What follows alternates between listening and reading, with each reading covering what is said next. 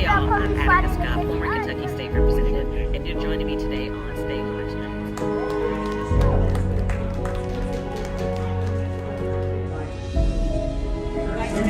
We will continue to provide updates as we have more information.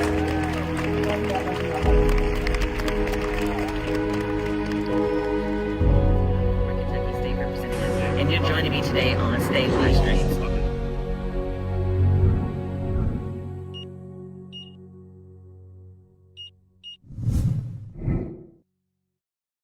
The following is a pre-recorded broadcast brought to you live for the purpose of live discussion.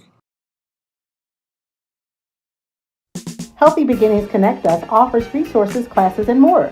Visit us at 1141 South 2nd Street or www.blackbirthjustice.org.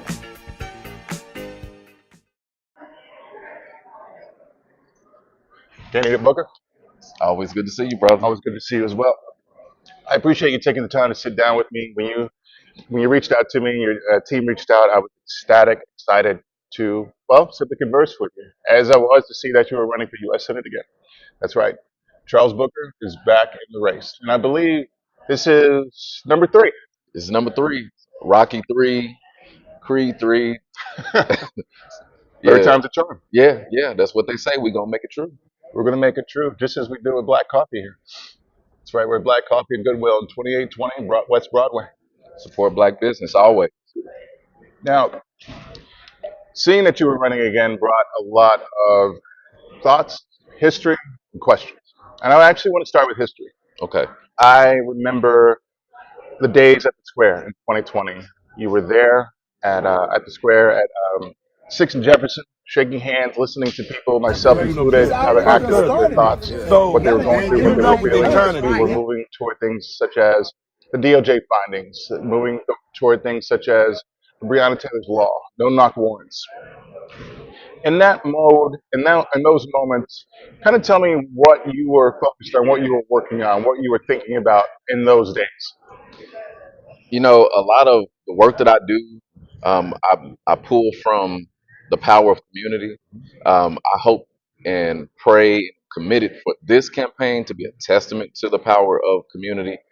And in the wake of Breonna Taylor's murder and all the injustice we've seen in our city and around the country, we saw community come together Yes, we did. to grieve, to hold space for each other, but also to demand accountability, to demand that things change, to Yes, demand that our lives be treated as if they matter.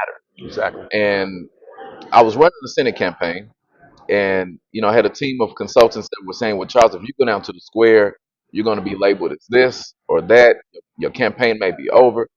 And my response was, "Well, I got to be where my people, Exactly. and if that means I'm not a candidate anymore, then so be it, because this is bigger than any run for office. It's about our lives, our survival." So showing up at the square and being present before campaigns, but Yeah, certainly during, was really just about affirming the power of us being connected.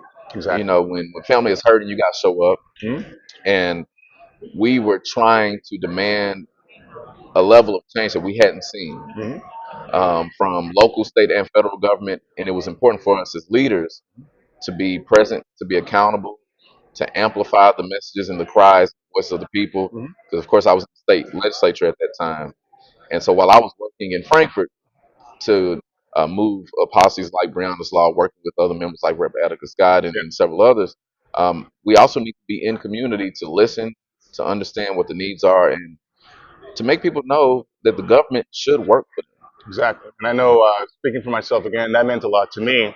And I remember you there, sadly, after the killing of David McAtee, you were also there on Broadway 26 with everyone. It's a Yeah, very powerful moment and very powerful days, as they still are. yeah, And you mentioned something there, actually, that I want to bring up. Just recently, this past Wednesday, Breonna Taylor's Act was reintroduced by, I believe, Senator Morgan McGarvey. yeah. Congressman Garvey. Congressman McGarvey, excuse me, sorry about that. Congressman Morgan McGarvey. Tell me your thoughts about that. Well, it speaks to the fact that the work is not done. It also highlights a lot of difficulty around what politics means. How does change happen? How do we get accountability from our leaders? And what I hope is that us in community can not just wait for politicians to see us and to do right by us, but to continue to demand that legislation like Breonna's Law does pass, that we become citizen lobbyists and organize for it. Because it isn't just about no-knock warrants, it's about a level of trust and accountability from an agency that is sworn to protect and serve us. And at a time when constitutional rights are being violated by the government, um, law enforcement is being weaponized and militarized. ICE is terrorizing communities and tearing families apart, preying on people. We have to understand our power to say that government should not work that way and that things can change. And it includes us taking seats of power. So I am trying to do my part as an example, but just as an ally in the movement to say that people like Mitch McConnell would never understand why we need accountability from law enforcement. They don't understand what community policing means. They don't understand restorative justice. They don't understand why we cry out. And if we don't take positions of power, things won't change. Because I feel like, as my hoodie says here, we are the movement, actually.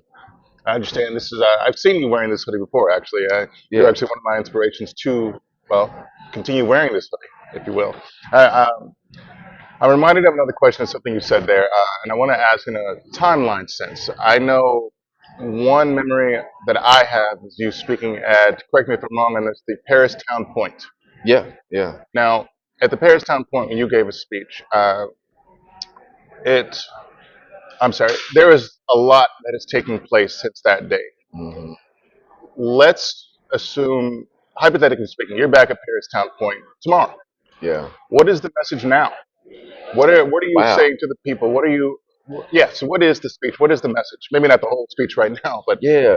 What a great question. So if you all don't aren't recalling the timeline, so that was election night.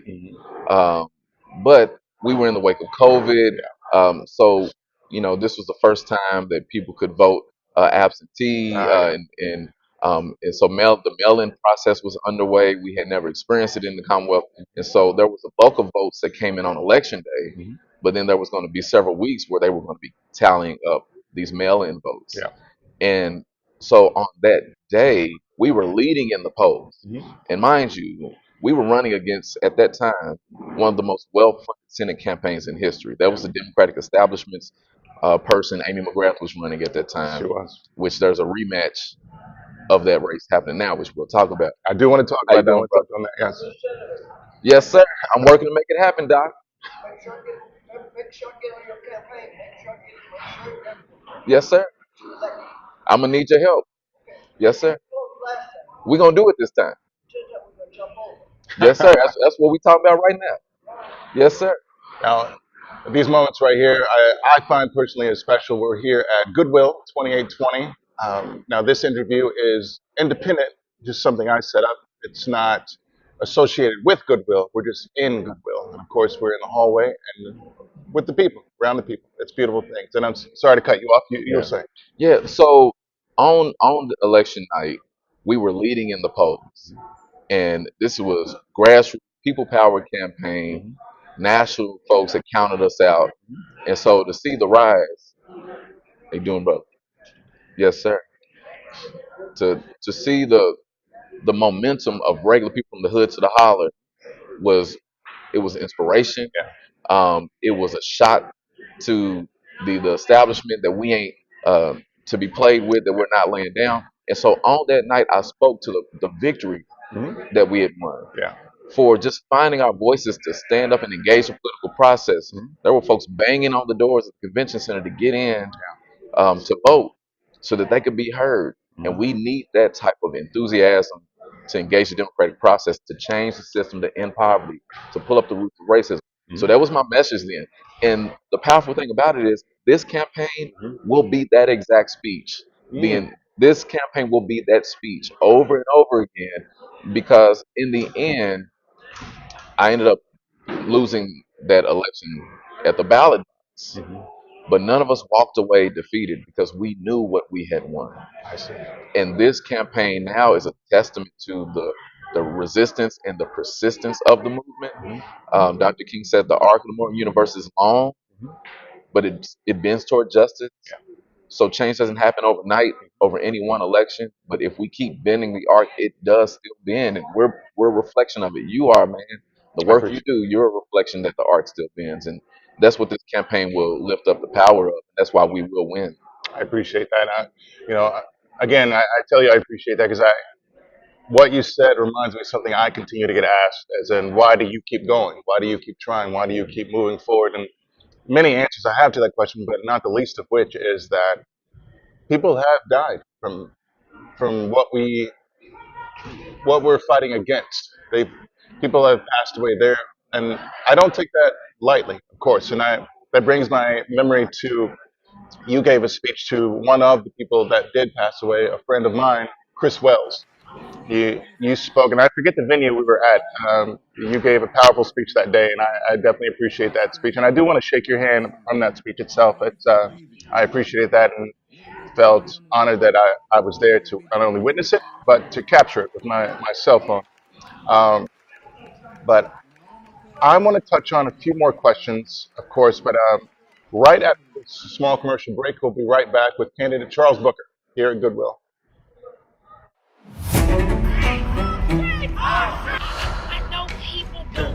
Never in my career as a lawyer.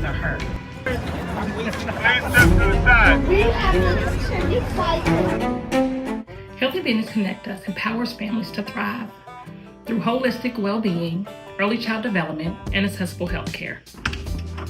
We are committed to fostering connections, knowledge sharing, and support networks that enhance the physical, mental, and emotional health of children, parents, and caregivers. By building bridges between healthcare providers, social services organizations, educators, and families, we aspire to create a world where every child experiences a healthy and nurturing start. Setting the foundation for a brighter future.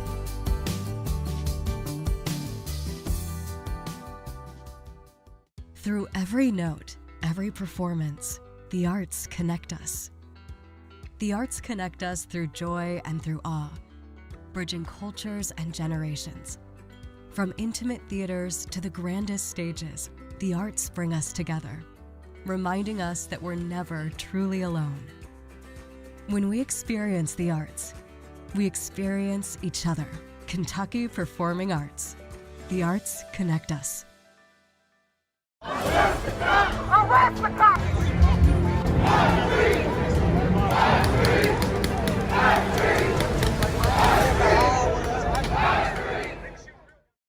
Welcome back. Maxwell Mitchell at Stay Live Stream, sitting down with candidate Charles Booker. He is running again for a U.S. Senate seat, and we're going to ask him a few more questions. And early in the first part, I know we touched on a bit of history, some of the speeches you gave, some of the moments at the square, and the thought processes around what you were thinking about in those times. Yeah. But now I want to re-reference something you spoke on earlier. I know you said Amy McGrath is back in the candidate seat, so she too is running for that same seat. And also there's somebody else, Colonel Pamela Stevenson. Yeah. And it makes me want to ask a couple of questions. Number one, why now running for this seat, and what are your thoughts along running for this seat against Colonel Pamela Stevenson? Yeah. So, first of all, I don't come from politics. I often say that, and I repeat it because it's wild that I'm in these spaces. This is just a testament to we all have a journey, we all have a defined purpose, and I just seek to do what the Lord directs me to do, and we are part of a collective. And if it means that I'm stepping into the fire to run for office for my family, for us, so be it. But I never thought I'd run for anything, and after 22, I didn't think I'd run for anything ever again. So I've been on a spiritual journey, a very reflective journey that I think a lot of us have been dealing with. Of where do we go? What do we do in this moment? The pain is real. The struggle people are feeling is very real. The challenges to our humanity, threats to our identity, threats to democracy, our safety. People are struggling. Homelessness is increasing. The cost of living is rising. Hate is being weaponized more and more. So I've been trying to search myself and ask the Lord what I am to do in this moment. And when it became clear, I've been working in the governor's office, behind the scenes, helping grassroots orgs and faith-based organizations. But it was clear to me that my work was not done. And so throughout this year, um, I've been having conversations with folks all over Kentucky of what are the needs and how best can I help. And a lot of folks ask me to run for mayor. Let's talk about that. But on the Senate side, a lot of people are asking me to consider a run for Senate. And I've met with Pam Stevenson early on, Miss Pam, someone that I have a great deal of love and appreciation for. Because when I ran for state house, she ran actually against me at that time. And after the election, just because of our relationship, when I stepped down to run for Senate, I called her. I see. And so we've always had this understanding of the mission. And we've had this exact same conversation this time. So, you know, I saw her get in the race. Excited to see a black woman stand up in this way. And, you know, through the course of the year of trying to figure out ways to support her, I saw her facing the same challenges that I faced. And I told her, hey, I'm evaluating a run for Senate as well. People naturally have been reaching out. Folks across the ground in Kentucky are reaching out. And I know that she's been deliberating on what her path is. And I respect her in that process. And so I explained that me running at this point was really out of a divine calling. I see. And after seeing polls come out that had me leading the polls without even being in the race, leading over Amy McGrath, leading over everyone else running, and knowing that it takes high name ID, it takes a lot of money to do something like this, and the fact that I have been able to take on the Democratic establishment and the Republican establishment, take on the big money and have national support. So it's really just been a perfect storm of all the things the Lord has allowed me to see and be a part of to equip myself for this moment. So I made clear to Ms. Pam that as I run, I'm going to honor our relationship, my love and appreciation for her as a leader, and I'm proud of her. And I also know that we can't miss this moment, that we have to find a way to work together and build together because we can win this race. This is an unprecedented race that nobody's thinking about really. But on the Republican side, there are weak candidates. The person leading on the Republican side is Daniel Cameron, the person who said Breonna Taylor's murder was justified, the person who has been selling us out to hold hands with Mitch McConnell up until it was no longer expedient. Now he's trying to act like he's Trump's best friend. That's the person leading on the Republican side. If we don't take this race serious, we are missing a real opportunity to change things for our state, to invest in infrastructure in our city, to do the things to stop systemic inequities, the reparations work, poverty ending work. We can't sit this out. And so I'm committed to doing my part. And Amy McGrath being in the race, I respect her service. There are several people running that have been service members. I honor that. I have family that have served in every branch. And what I know is we are running to represent the people. And that means you have to be connected to the needs and challenges that people face. So we cannot afford status quo politicians who are disconnected from our community, who are disconnected from inequities and the challenges, that talk at us and tell us what's not possible and play these both sides games. We need people who are going to stand up for us. That's why I'm running, because I've proven that that's who I am. I'll stand on the picket line. I'll march in the streets. I will go in the halls of government. But I'm fighting for community, and we need that now. And that's why I'm leading in the polls already, because people know that we can't keep doing the same thing. I agree. You know, again, as you said, marching on the street, standing at the picket line, watching that happen, being there right there with you. I also, and you may have already answered this question in the previous, with your previous answer, but I do want to touch on the mayoral race. You mentioned that others had encouraged you to run against current Mayor Craig Greenberg. Again, you may have already answered this question, but why the decision not to run for mayor and take a third stab at the U.S. Senate race? Yeah, so I want to start by saying that I love Louisville. This is my home. This is where all my family is at. And the fact that people saw enough in me to say, Charles, run for mayor, I can't put to words how humbling that is. And again, I never thought I'd run for anything. And so just being obedient to the Spirit to say, listen to the folks who are calling out, asking for you to step into leadership. And so over the course of this year, that's what I did. I had conversations with people from all walks of life, all parts of the political background, and just asked, where do you think the city is?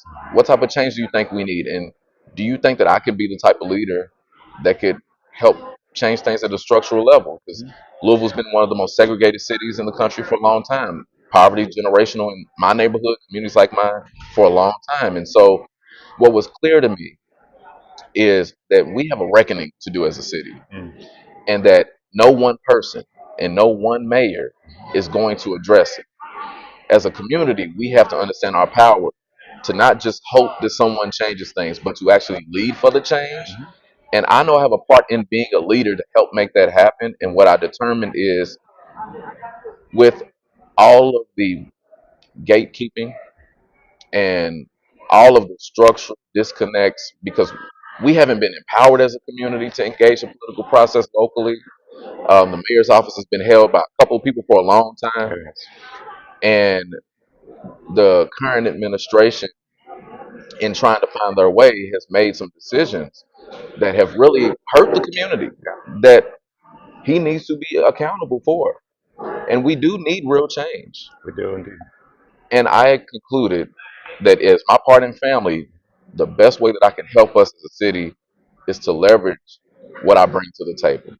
The national platform that I have, the coalitions that I've worked to build from the hood to the holler, because Frankfurt is coming for Louisville. I'm going to say that to you all. Frankfurt is coming for Louisville.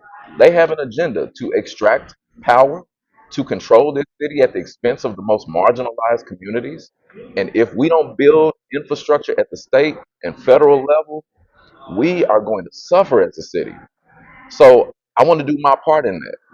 And having the chance to run for an open seat where I am already leading at a place where a lot of grassroots orgs won't be as conflicted, because a lot of people that are trying to challenge the administration here have a lot of relationships at stake. Running for U.S. Senate gives us the chance to build this coalition, win a critical seat that can help transform the state, and then be a leader driving resources to our city. And the last thing I'll say on this, which is why I ran, is the Trump administration has made it a priority to crush any type of investments in local communities that would help our people. They're even working now to take more funding away from the organizations that provide extended care for those who are unhoused, taking resources away from folks who are trying to help feed our loved ones, to educate our loved ones, to build infrastructure in communities so we aren't dealing with food deserts and digital deserts. And so we have to have leadership at the federal level. Louisville can't fix all of the problems that have come from generations of inequities across the country. And we need folks that can go upstream. And the Lord has put me on this path that blows me away, but we're here and we are ready to win this race. And I'm asking you to join with me. Go to charlesbooker.org. I know you're going to talk about it, but I'm just saying it now, that we can do something different if we allow ourselves to dream again. Now, Candidate Booker, this is a bit of a hard shift, but something in your previous answer made me think of it. It's already on my list of questions, and I'll try to keep it short because of time. I'd be remiss if I didn't ask, with everything that's happened in Trump's administration, the executive orders and whatnot, with immigration and customs enforcement.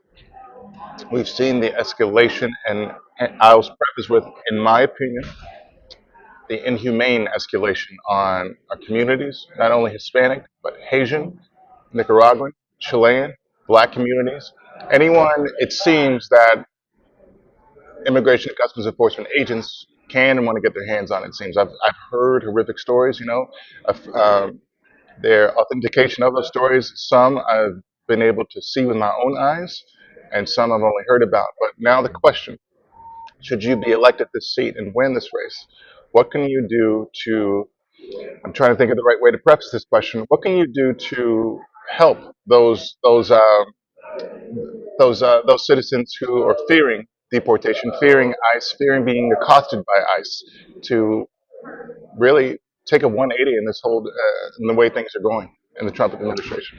Yeah, there's two tracks that are really important on how we engage leadership in Washington to take care of our loved ones in the immigrant community. One is quality of life. And so my platform around Medicare for All, universal basic income, a lot of investments in our most marginalized communities for small business. I want to talk more about that through the campaign, but specifically around ICE and the way that the federal government is weaponizing race, identity, country of origin, the color of our skin to terrorize people, to violate the Constitution. ICE should be abolished. And the individuals who are working with ICE to violate constitutional rights of American citizens and legal residents in our country should be prosecuted. And we need people who will go to the United States Senate to demand that level of accountability from a human standpoint. And what we're seeing in ICE is the worst form of big government. I don't care if you're Democrat, Republican, or Independent, you should be against the government coming into your home and taking you away without due process, regardless of your legal status, just because they don't like how you talk. That is the worst form of big government. And so I know there's a lot of fear, and it's justified. And I want our loved ones here in Louisville, across Kentucky, to know I'm going to be a fighter for you, for humanity, and we are going to hold Trump's administration and ICE and any other aspect of government that denies our humanity accountable. Kennedy Booker, I just have one last question for you, actually, and that is under the realms of this entire consent decree process. Just recently, earlier this week, the selected group, ELIFA, Effective Law Enforcement for All, had their very first meeting with the community. The room was filled with maybe 35 people.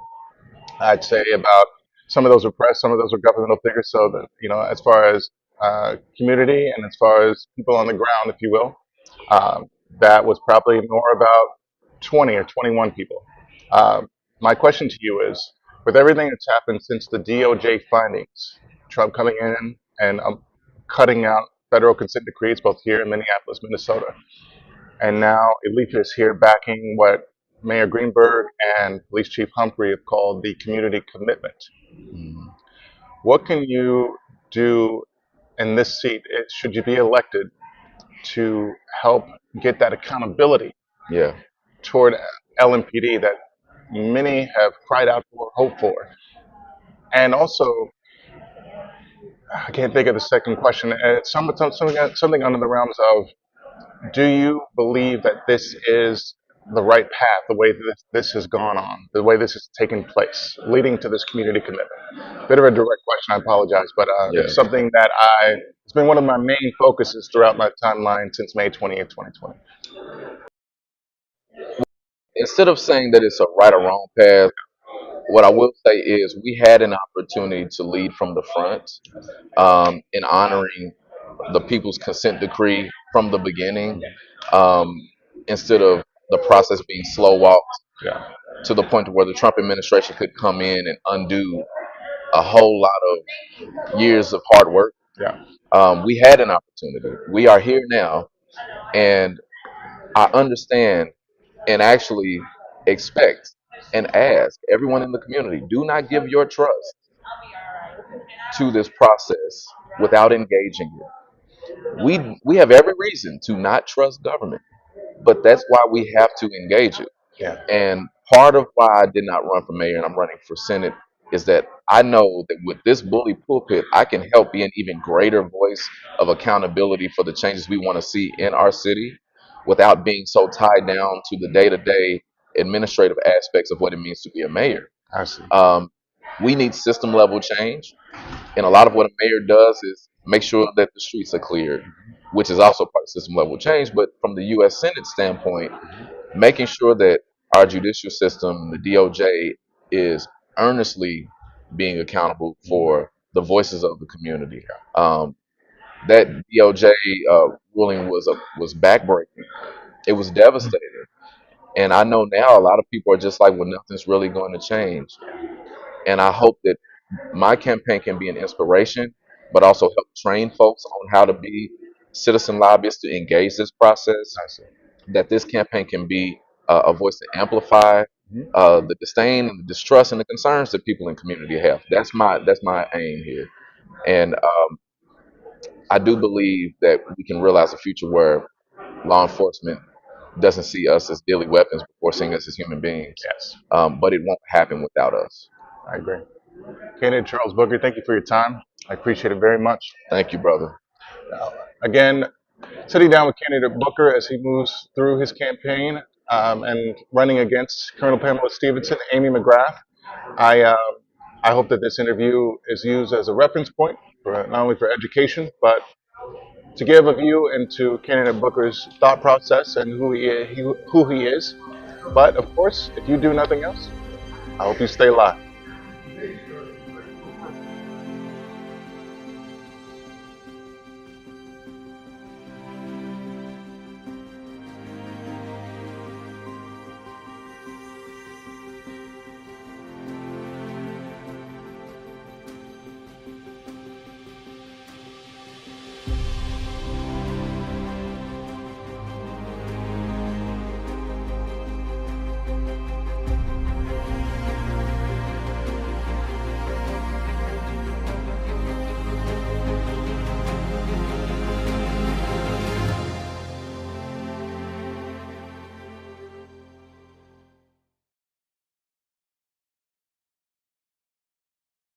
If you do nothing else. If you do nothing else. If you do nothing else. If you do nothing else. If you do nothing else. If you do nothing else. If you do nothing else. Stay live.